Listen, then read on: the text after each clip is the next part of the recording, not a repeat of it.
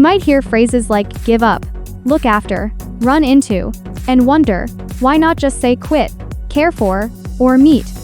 Well, phrasal verbs add nuance, emotion, and natural flow to your speech, and they're essential if you want to sound fluent and confident. Hello everyone, this is Lina English Studio. Today, we're going to explore some of the most commonly used phrasal verbs in English. Those little word combinations that native speakers use all the time in everyday conversation. In this video, I'll show you 5 powerful phrasal verbs that you'll hear everywhere, from movies and music to daily conversations. I'll explain what they mean, how to use them, and give you real-life examples so you can start using them right away. Let's get started. First phrasal verb, give up. Meaning, to stop trying or to quit something. Example, I tried learning French, but I gave up after a few weeks.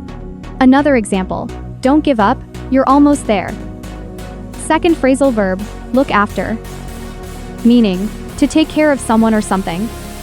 Example, she looks after her younger brother while their parents are at work.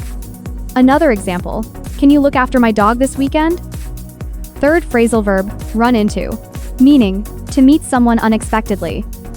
Example, I ran into my old friend at the supermarket yesterday. Another example, you won't believe who I ran into at the airport. Fourth phrasal verb, pick up. Meaning, to collect someone or something, or to learn something casually. Example, can you pick me up at 7 p.m.? Another example, I picked up some Spanish while traveling in Mexico. Fifth phrasal verb, turn down. Meaning, to refuse or reject something. Example, he turned down the job offer because it didn't match his goals. Another example, I had to turn down the invitation because I was too busy. That's it for today's lesson. These 5 phrasal verbs are just the beginning. Try using them in your own sentences and conversations. The more you practice, the more natural your English will sound. If you enjoyed this video, don't forget to like, subscribe, and share it with your friends. Thanks for watching, and I'll see you in the next lesson.